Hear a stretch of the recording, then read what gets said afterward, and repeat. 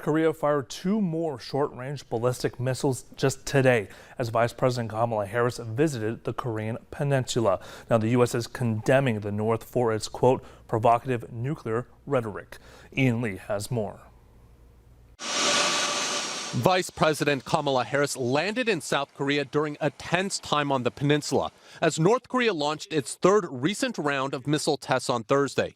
She traveled to the demilitarized zone, which divides the north from the south, peering across the border, flanked by South Korean and American soldiers. The VP took aim at North Korean leader Kim Jong-un.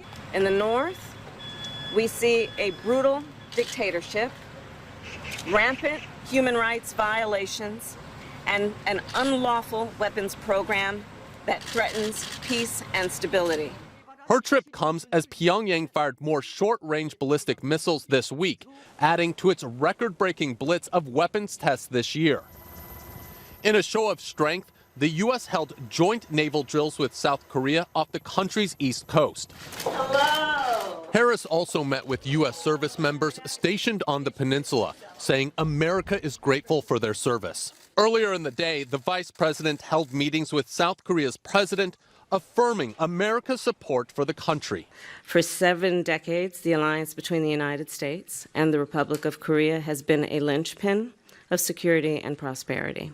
The two leaders pledged a stronger response to provocations by the North, as officials believe Pyongyang could launch a nuclear test in the coming months. Ian Lee, CBS News. And South Korean officials say North Korea has completed preparations for what would be its 7th nuclear test since 2006 and its first since 2017.